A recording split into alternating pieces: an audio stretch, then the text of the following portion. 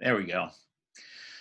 So we're getting ready. I'm glad to see everybody is able to access a Zoom. I think there are at least two people I know who are working this morning. So maybe we're missing a couple of people, and I'm just going to record the session for them. I really don't mind. I know some people like to keep their cameras on. Some people like to keep their cameras off. I don't mind either particular way. Although if you're broadcasting and zooming from the bathroom, please watch out if your camera's on. If you got to flush, turn the microphone off. All right, we don't need all that information from you guys. Don't just be aware you're on film. If you're not on, if I don't see your picture on video, just be aware I might ask you to chat in periodically just to check to see if you're there. I am not really a huge fan of detailing attendance. This is college. I know it's online college, so I kind of feel like I'm in the Khan Academy sometimes. But, it's up to you guys to do the work. And I think that's really the take-home lesson. If you learn anything from this coming semester, how crazy things are, it's that really the college education is up to you. I'm here to provide you with the resources and the tools you need to learn genetics, but the learning part is really on your end. It's really not up to me. The old saying about you can lead a man to knowledge, but you can't make him think. And I think, I do the best I can to provide resources and to show you what I think is exciting about genetics. But it's really up to you to do the hard work and incorporate that into the way you think and your educational process. So we're not going to do all of these recordings quite this way. I wanted to start with a Zoom only because that seems to be what everybody's most familiar with. I'm going to swap software a little bit. We'll still connect by Zoom, but I'm going to swap some of the software because I think the presentation and the materials is relatively easy. So let's just take a quick look. I'm going to share my screen so you can see some of the presentations that I've got. And we can kind of start talking about the class a little bit. We are going to use the new, by the way, I love graphic syllabuses. Nobody ever reads the syllabus. I did a quick double check one year. I actually tracked who actually accesses the syllabus in Blackboard. And the reality is just over 50% of the students actually read the syllabus when it was posted on Blackboard. And then I made these cartoons. And everybody read the cartoons. Not one person, 100% of all students read the cartoons. So I like the cartoons, and they communicate the basic information. We are using the 7th edition of Pierce's Genetics, a Conceptual Approach. I've known actually Ben for a long time, and I've reviewed a couple chapters of the book. I got to tell you, he's a great guy, a great communicator, great educator, but it's not my all-time favorite genetics textbook. But I think this version and this edition is better than many of the previous ones. And one of the reasons it's important for you to have the 7th edition is that because we are doing all online course delivery, it includes Sapling Plus, which gives you an electronic version of the textbook, but also it allows us to do some sets of exercise and problem sets online. And we're going to work, and we'll talk more about the problem sets on Friday. So we'll talk a little bit more about that on Friday. But for the time being, just know you do need the 7th edition. You do need the version, wherever you buy it, you do need the version that'll give you Sapling Plus access. Okay. Uh, there were some problems this summer with whatever version was being sold by the bookstore. I do not know if that continues. I have not heard whether or not it continues. So I guess we're just going to have to hang on and find out. One thing, the other thing that you should be aware of is I use slightly different class organization software than you may be used to. The first, of course, is Piazza, and everybody should have received an invitation to join Piazza. 9 of you, as of about 15 minutes ago, 9 of you have not signed up yet. You need to sign up. You need to make sure and sign up with your go.stockton.edu email. The same thing is true for our blog. One of the big projects I use in genetics for all of my courses, all of my coursework in genetics, is we have a blog. And it requires you to read something on the outside, meaning not a textbook, some kind of news article, could be a journal publication, it could be from the New York Times, heck, it might even be a comic book. Something having to do with genetics, and we'll talk in more detail about that shortly. And so you should have also received an invitation to become an author to the blog. Most of you have already logged on and accepted the invitation.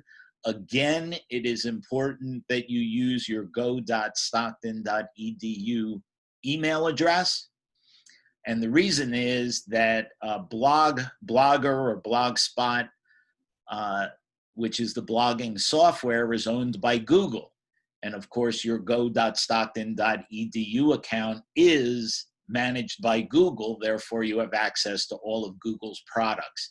And so that's one of the reasons.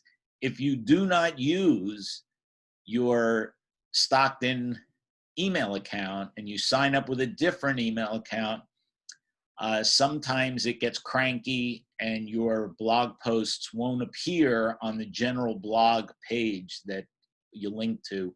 And you could see it's just punnetssquare.com. So it's real easy to find, or you can use the full name, which is punnet.blogspot.com. Easy to do. But we'll talk more about that in just a second.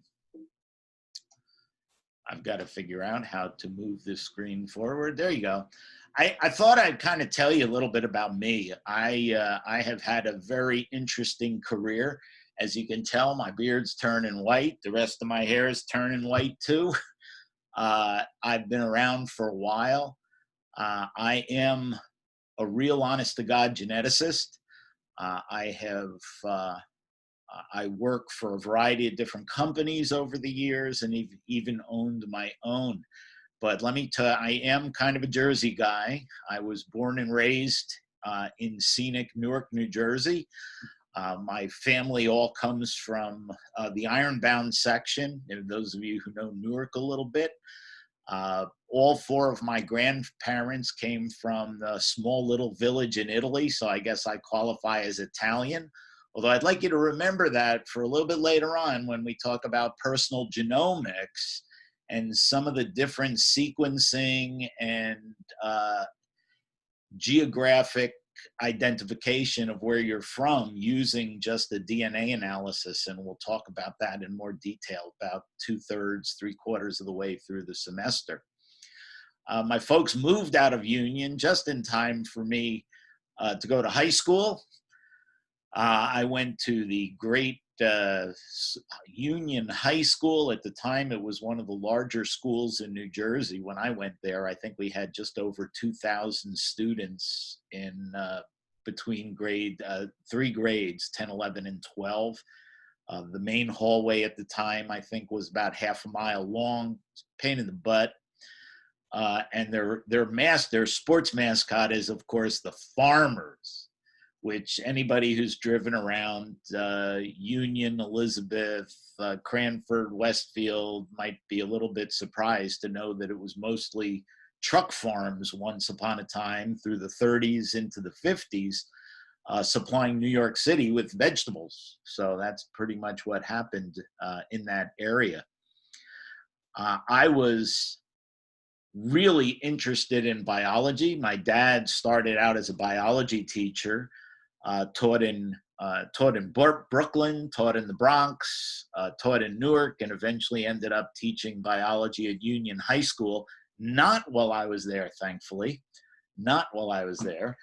And he, I think I honestly got my interest in the biological sciences from him, because I would have to go in with him on Saturdays.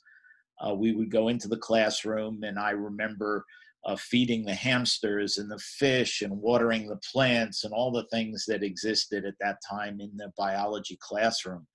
And I guess it just stuck with me. He also has the unique, history that he introduced the first ecology course in the state of New Jersey. And he actually taught ecology and would take high school students on field trips all around the state and into parts of eastern Pennsylvania to see all the different flora and fauna that existed. And of course, me being a little kid at the time used to go along with him on these field trips. And I really just developed a real appreciation for all living things as that was going on.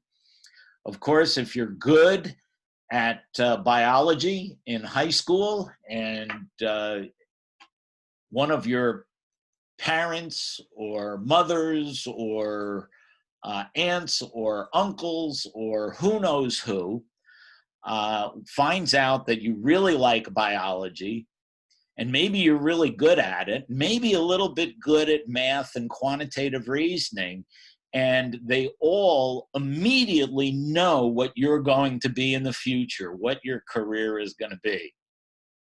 And I'm assuming some of you have had that experience. What did they want you to be? Oh, come on. I know you guys have done stuff. Where's my chat? You better believe it. If your folks were anything like my folks, be a doctor. Be a doctor, be a doctor, be a doctor, be a doctor, be a doctor. And I'm very sorry, ladies, but all moms start to sound like baby pterodactyls at some point in their life. It just happens. I don't know when it happens, but my mom certainly did. So the only reason they allowed me to go leave the state of New Jersey was to enter a 6-year medical program at what is now Wilkes University. Back then it was Wilkes College. And I got there and I realized very quickly that I was not going to be a doctor. This was not my career path.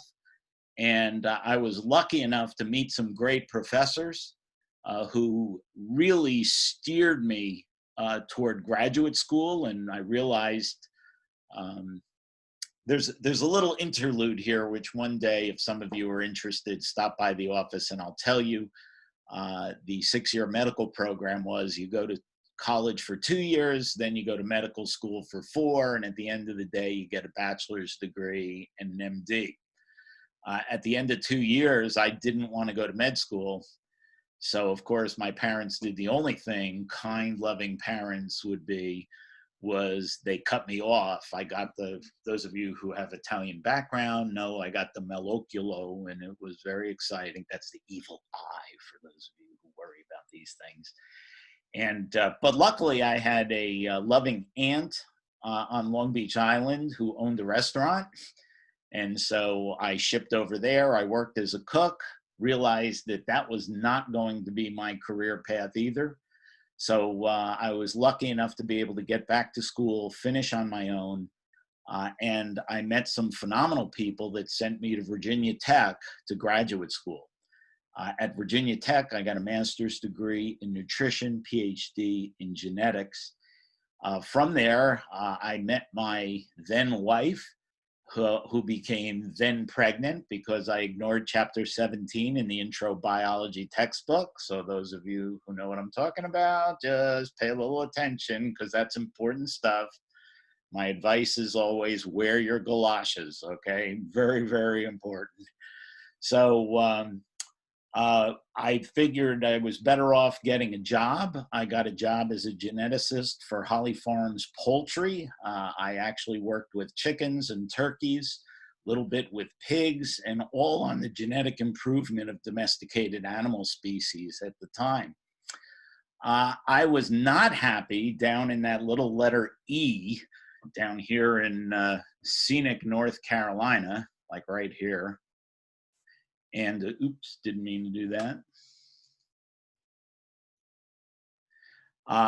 And I got to tell you, I lived in North Wilkesboro, North Carolina, which is just about, at the time, about 45 minutes north of Charlotte. And it is not the end of the world, but I'm pretty sure you can see it from there. It is in the middle of nowhere. Now it's actually a very nice place. It's much more, I will say, cosmopolitan than it used to be. And I had an opportunity to go study the genetics of obesity at the Institute of Human Nutrition at Columbia, what was it, Columbia Presbyterian, now New York Presbyterian, part of Columbia University. I worked there for a couple of years, shifted over to Rutgers Newark, actually lived about a couple of blocks from where my original grandparents came from. Crazy how things become cyclical. And then in 1987, and I'm sure nobody here even remembers 1987, there was an advertisement the summer of 1987 for a job at Penn State. And I was lucky enough, I suppose, to be able to trick them into thinking that I was a pretty good professor, and ended up being at Penn State for 23 years and really just had a phenomenal experience. While I was there, I was head of genetics for about 7 years. I also had an opportunity to do quite a bit of international travel. I spent several months at the University of Cairo in Egypt, wonderful experience. I spent 6 months in France, a few months in the Netherlands, and I also developed a consulting business where I consulted probably about 75% of the time with agricultural companies and about 25% of the time with pharmaceutical companies. And up until the pandemic, that's all continued quite a bit, and I'm looking forward to this thing getting over so I can go back to work. One of the reasons I left Penn State was in addition to having 60 referee journal publications during my career, I also have about a dozen patents, not counting international patents, but US patents. And one of them surrounded a gene we discovered in chickens that was the sperm receptor on the oocyte of the egg. That is, in order for fertilization to occur, when the sperm meets the eggs, and this is true of all vertebrates, the sperm has to bind to the ova membrane before fertilization can occur. And we discovered the gene and the protein that was on the surface of the chicken oocyte that facilitated that process. And what was really interesting about it is we found a mutant that had a non-functional sperm receptor, meaning that these birds were fundamentally infertile. And about 2 patents later, we discovered a drug that could inhibit that particular gene and would not express a functional sperm receptor. And it became the first non-hormonal contraceptive. I thought this was going to be a multi-billion-dollar company, enough to rival Pfizer and J&J, et cetera. And needless to say, none of the manufacturers of hormonal contraceptives were willing to take a chance on a new drug that they were just not willing to take a chance on the possibility that 20 years later they'd all enter lawsuits because they'd already paid off the lawsuits from the hormonal contraceptives. So they thought no need to enter into new, they've already paid all those people off, so there's no need. So I sold the company in 2016, but along the way had a great experience coming back to teaching. I've been at Ocean County College for a number of years. I spent a year at Kane doing some work at the Toms River campus.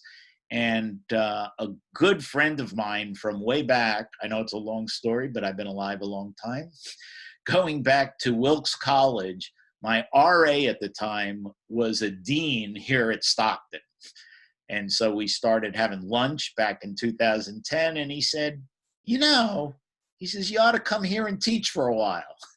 And it's been that kind of story ever since. I think Stockton's a great place. Obviously, I love Jersey. And so that's kind of where I've been.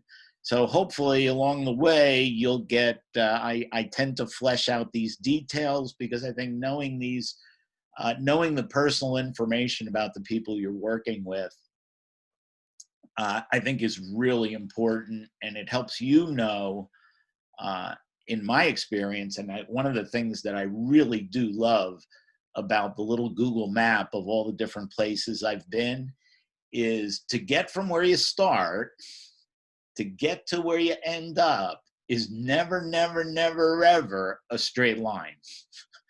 Okay, you may recall from taking geometry in 10th grade, there are an infinite number of lines between 2 points. Okay, and so you may be on any of them, and don't be afraid to take the road less traveled. I think you never know where you're going to end up, and there's a lot of places to go. So I think that this is just a little bit of background into where we can be. The real, let's see, I'm just sliding some windows around here. I only have one monitor at home. So the real thing, and this is what we really want to cover for the introduction, is read the syllabus, use Piazza, keep up with the readings. Obviously, it's a little bit different in the digital system in terms of taking notes. I think you still need to take notes. Some people don't, okay? But whether you're reading the book, reading articles to post on the blog, it really helps to keep a running set of notes. These days, I do it digitally. I used to just do it in notebooks, and now I just use digital note-taking. And we can talk about that a little bit. I use Evernote a lot. I know you guys get OneNote for free because OneNote is part of the deal the university has with Microsoft. I'm not a huge Microsoft fan, so not that I'm a Mac fan either, but that's a whole nother story. But I do like Evernote, and I use Evernote to keep track of all of my note-taking. And even though I'm teaching, I'm always taking notes. We are going to do, in addition to the blog posts, I usually do problem sets on Fridays. I really think that the only way you can learn genetics is to do genetics, and that means doing the problems. It is a Q2 course, and I'll remind you of that frequently. It's very, very quantitative, and to quote Mrs. Fibonacci, everything is a math problem, and that is absolutely true in genetics. Everything is a math problem. So kind of hold on, strap in, and get ready to do some mathematical reasoning and logic, certainly. So the blog assignment is the one that everybody's interested in, they want to talk about, and we'll do more of this on a little bit more of an introduction on Friday. But the bottom line is you have to read something, read an article having to do with genetics. It can be anything from anywhere. And let me just take 1 second. I've lost my mouse here. Don't panic, it's only a cooking show. There we go. Okay. So you have to read 7 blog posts. Every blog post is worth 12 points. You have to do 7 of them, so it means you have to read 7 articles outside. Again, anywhere you want. Could be from a newspaper, magazine, could be a research article, pretty much anything. You need 7 blog posts and 6 comments. These comments are just comments on other people's posts, all right? With as many people who are posting, very often there's duplicates in articles. It doesn't matter. You can duplicate articles that other people may have already posted. And the reason it's okay is you may have a different opinion than they do. The only requirements are that it pertains to genetics. It contains 2 links. It has to have a title and tag. And of course, it has to contain your opinion. So in other words, what do you think about the article? Is it a good idea? Is it a bad idea? Do you agree? Do you disagree? And of course, why?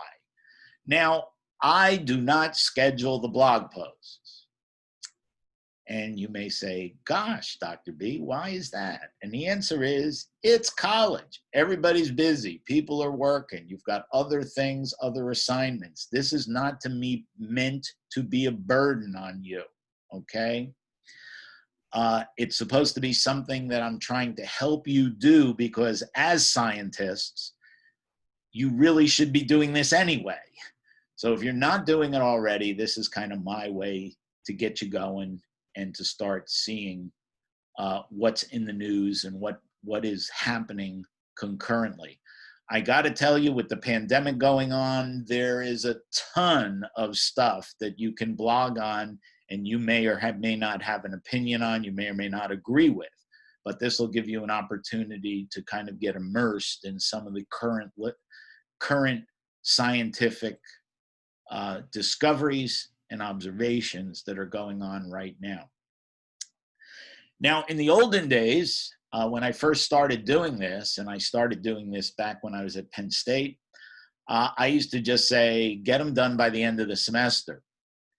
And I discovered that what happened, and by the way, my classes at Penn State, my genetics class at Penn State had 125 students in it. And what happened was, on the last day of the semester, I got about 800 blog posts to grade. So that stops. But I absolutely refuse to tell you that you've got to do one like every Friday or every other Friday or 2 days. No, we're grown-ups. Manage your own schedule, all right? Manage it yourself. However, to save my sanity, you have to have 5 done by Thanksgiving weekend. Meaning, after Thanksgiving, there's 2 more weeks to the semester. So it means, at least right now, if everybody does 5 by Thanksgiving,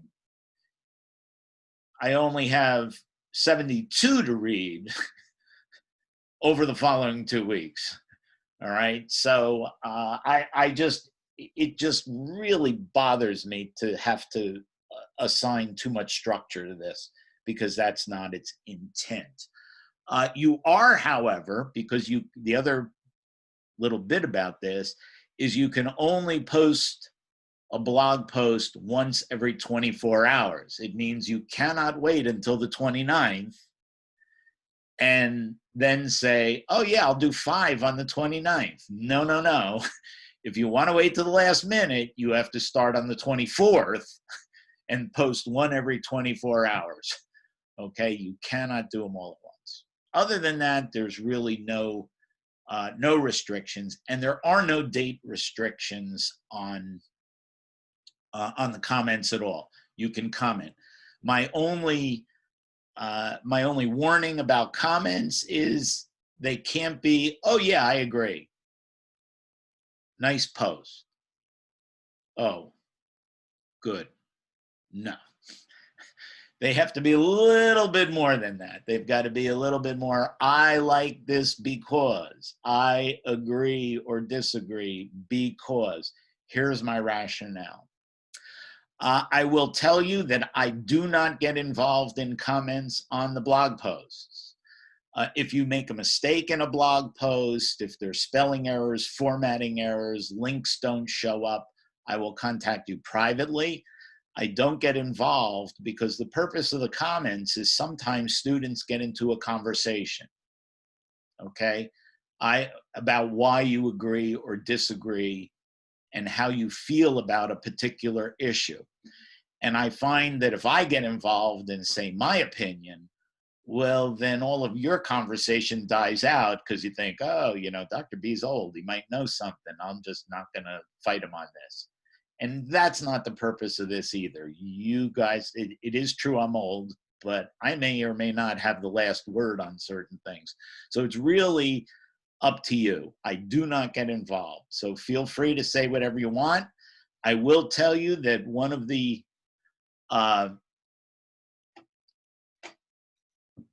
let's see, somebody just asked what the tags are. The tags are just links, not links, rather. They are basically keywords that you insert. And again, on Friday, I'll show you a sample blog post and how to insert it directly in Blogger if you haven't figured it out.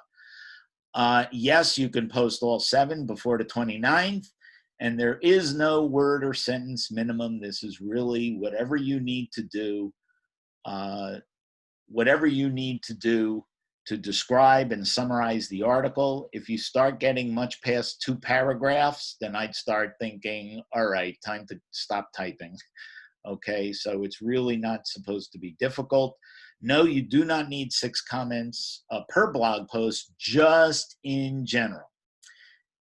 Again, we'll talk a little bit more detail on Friday about this, but the links are pretty easy. You need a link at least to the original article, and then a link to something else. So if you're talking about an article that discusses, for example, prions, you might want to have a link to more basic information about what a prion is. If, for example, there's some people who don't know, you want another link. So you want to be able to use the blog posts. And this is really the beauty that people forget about blog posts. We're entirely too used to things like Twitter, things like Facebook that really only allow you to insert one link per post. And really, that's very often not very helpful. Really good posts, and those of you who read blogs know that a really good blog will have multiple links in the same blog post because it leads you to different types of information and different levels of information from the very basic to the more complex. So we try to get it going in that sense. So we'll do a little bit more. Let's see. Yeah, 6 comments in total.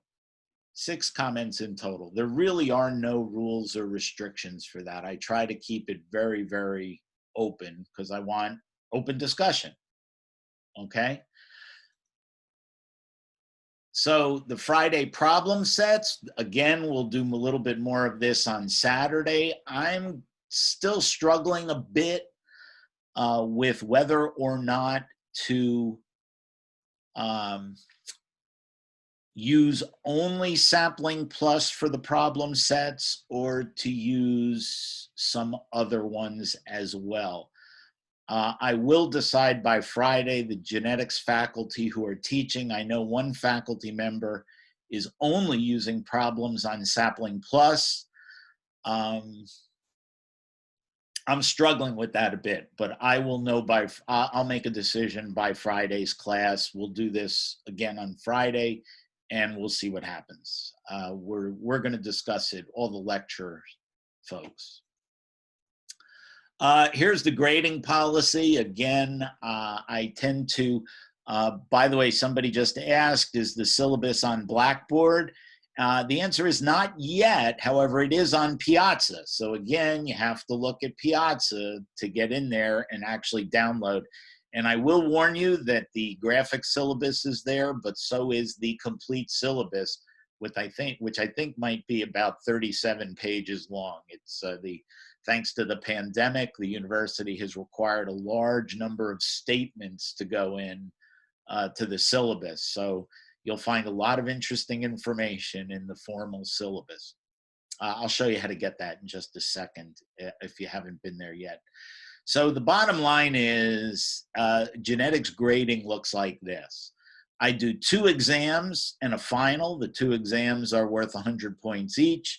The final exam is 150, which immediately tells you, yes, the final is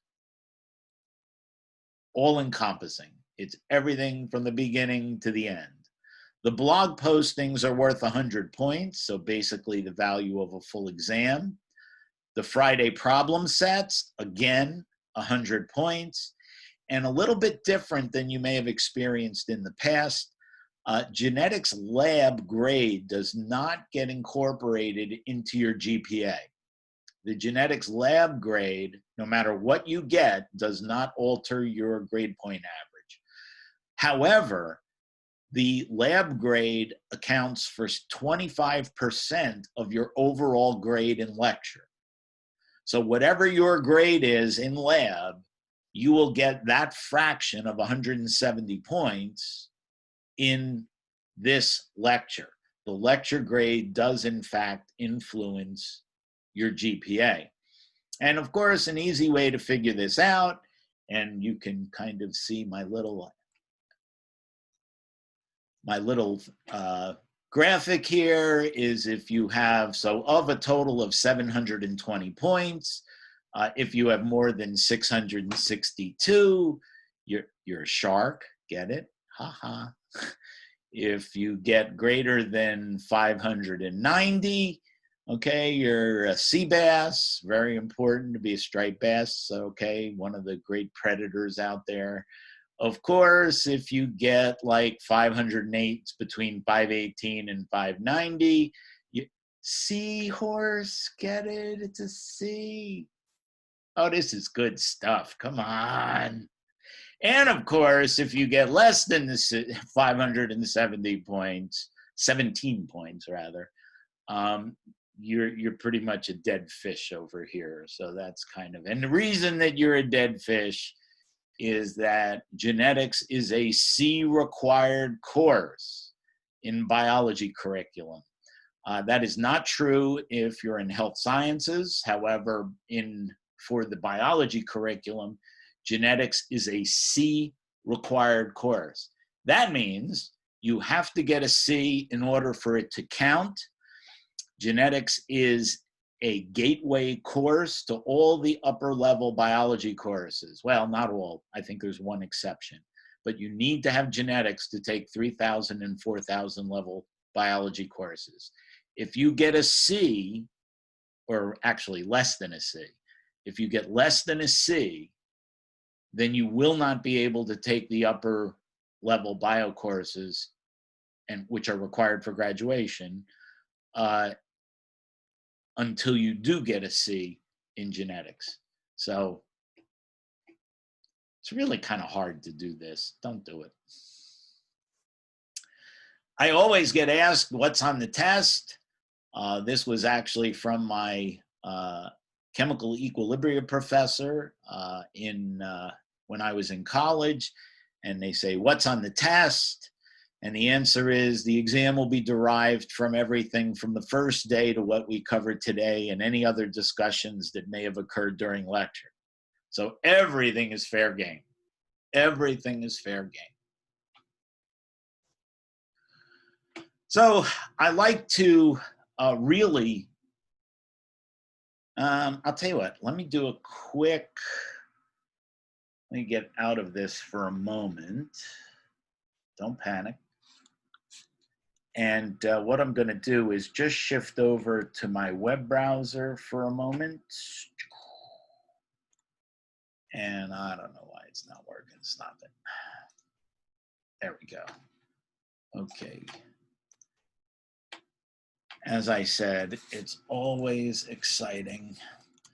I think, you know, the word of the year in all seriousness is going to be flexibility. And because we all are learning as we move along here. Here you go. So let me show you Piazza. If you have not been here, here's Piazza. It looks kind of like this.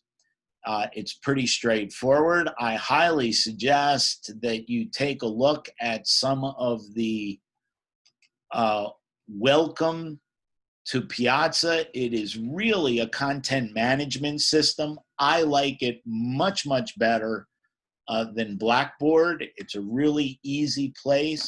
If you notice up top, it's got a question and answer area. In the question and answer area, you can actually put up a new post.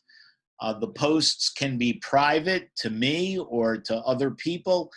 One of the things that I really, really like about Piazza, and in fact, the main reason that I changed over to Piazza, is there are some very interesting differences between male and female students when one is teaching. One of the things, and this goes back about 10 years, maybe a little bit, about 10 years, research had showed that female students at universities ask questions at about half the rate of male students. For whatever reason. I always tell my students, you should always ask questions. You know, there are no such things as dumb questions. There are only dumb people. No, that's not right. If the real answer is, if you have a question, you know for absolute sure that somebody else has that question. You may not think so. You may feel like you're the only person with that question, but it is absolutely not the case. However, what Piazza does is very interesting. And in fact, Piazza is the result of a graduate student in computer science at Stanford University, as a result of her work. Piazza allows you to ask questions anonymously. Now, theoretically, Blackboard says you can do it, but somebody can always find out who you are on Blackboard. Okay? Piazza is completely anonymous. So what the founder of Piazza discovered is that when given the opportunity to ask questions completely anonymously, the percentage, the sex differences in asking questions disappeared, and male students and female students ask questions at exactly the same rate.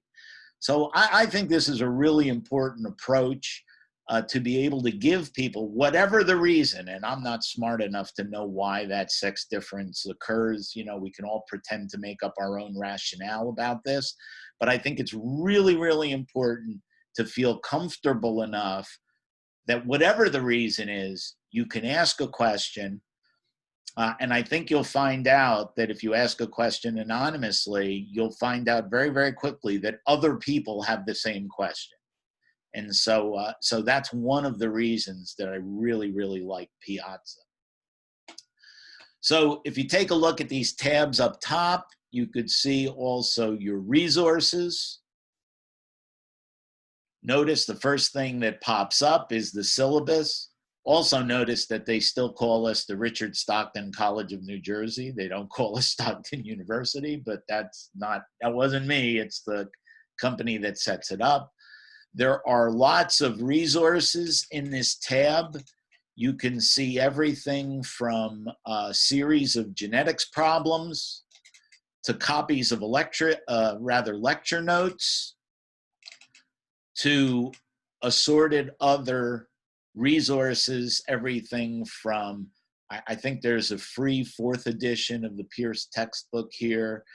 There's a great outline of theory and problems in genetics by Schaum's outlines. There's some spreadsheets on how to do chi-square analysis. And in fact, there is a wonderful translation, an English translation of Mendel's original paper. So really an opportunity, if you're really interested, to read Mendel's original paper.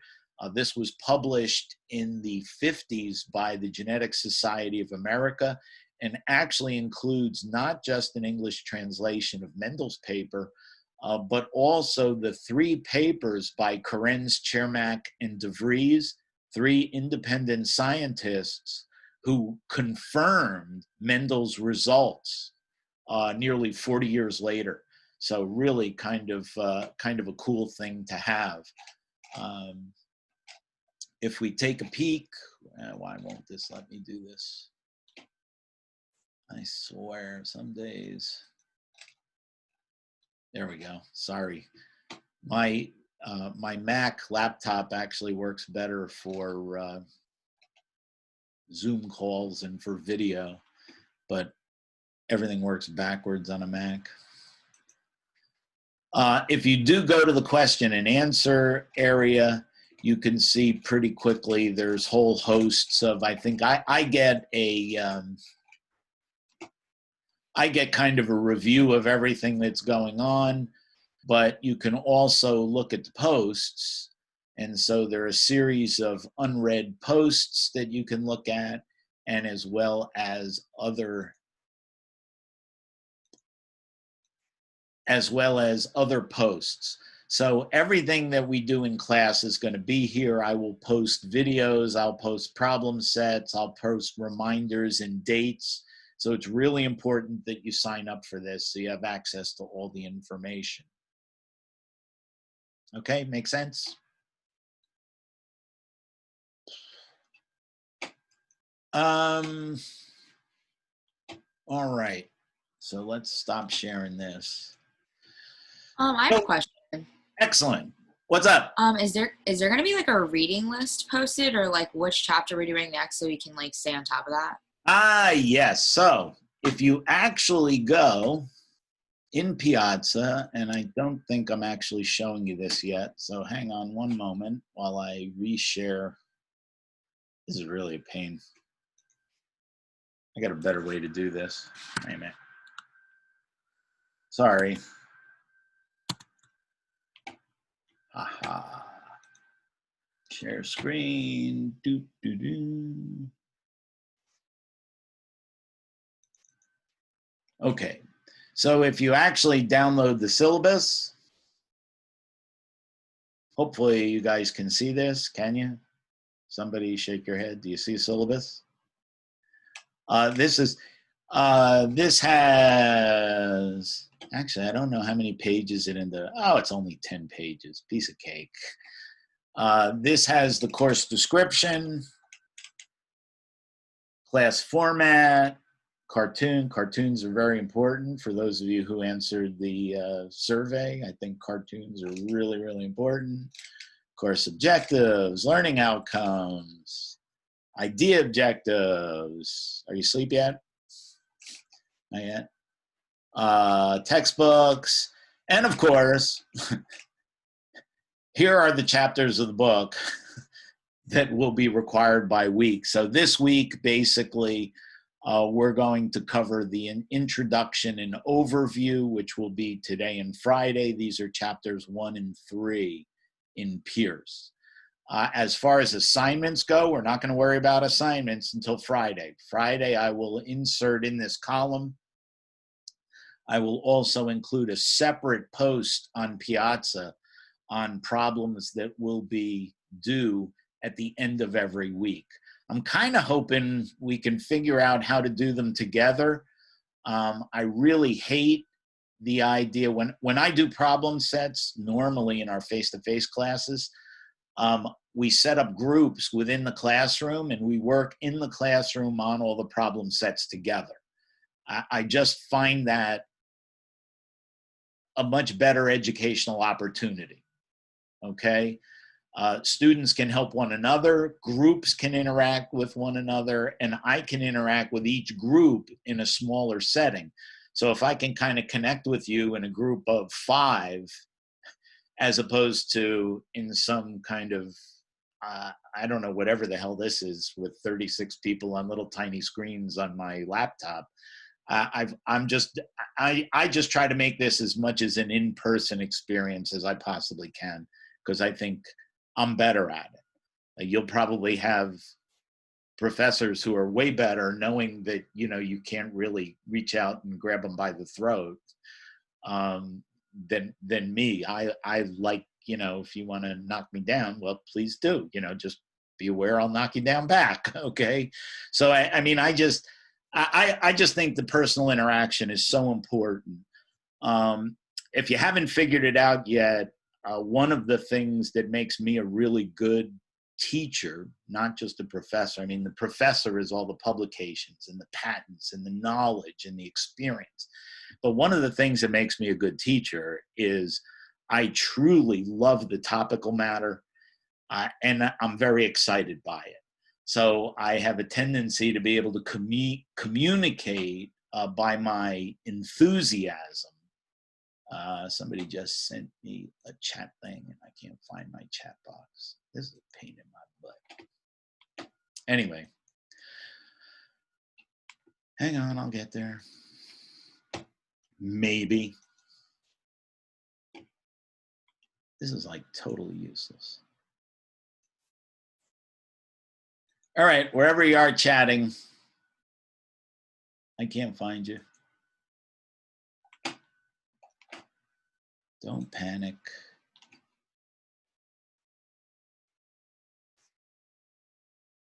All right.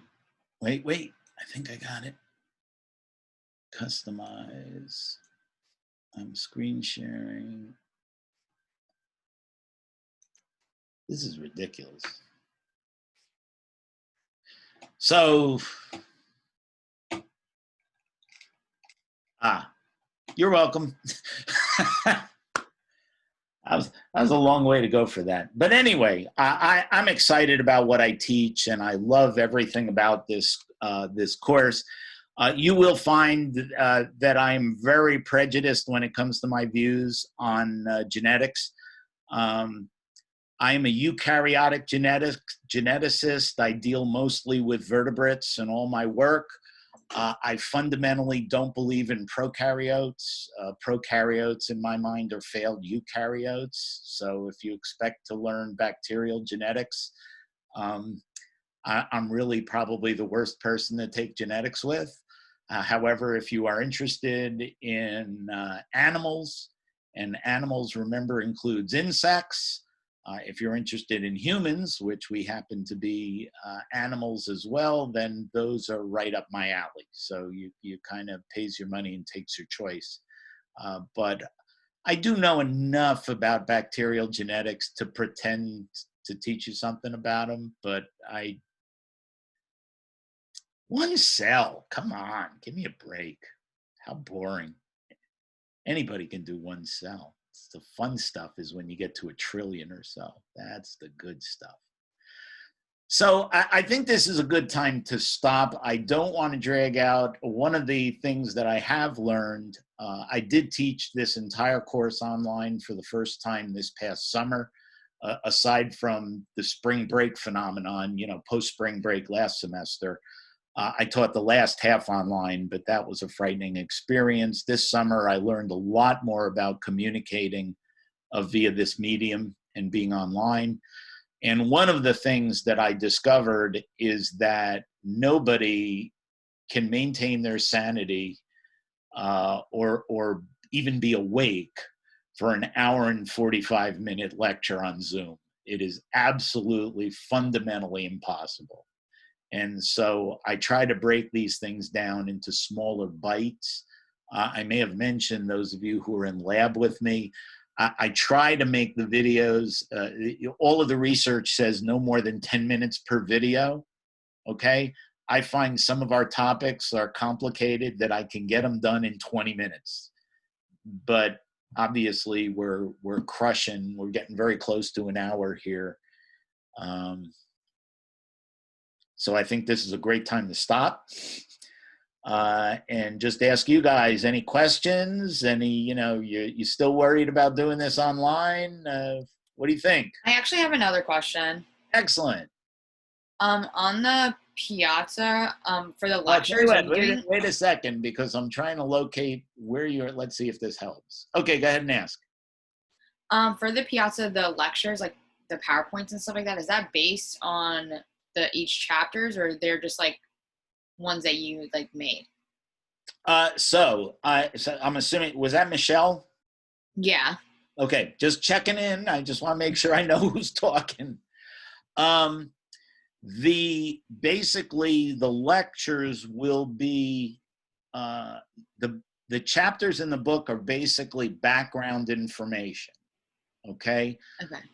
The lectures that I will record contain information that is usually beyond the textbook information, or covering things in the textbook that I think are very difficult and require a little bit more personal touch. Okay. Yeah, I'm trying to figure out, I think this idea of the Zoom breakout groups is okay, but I'm not sure the best way to deal with that just yet. But as I said, we're going to have a meeting tomorrow about this among the instructors, and hopefully maybe what we'll do is figure it out from there. So I'll know more Friday. But like I said, just So wait, so the PowerPoints that you have up are just, they're not like directly based off of the book. It's like what you made, like, I guess more than the well, book. both. I mean, the topical material is the same, but very often I use different graphics. Sometimes I go in more detail than the Okay, just making textbook. sure. Yeah, and they will get updated.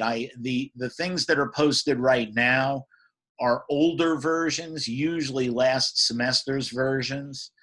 Every year, I'm constantly updating my slides to include both new information as well as new graphics, new references. And so you'll find a little bit of a difference from year to year. So that's why they're all dated with, you'll see some of them are like 2020 summer, 2019 fall, it just depends on when I've updated them.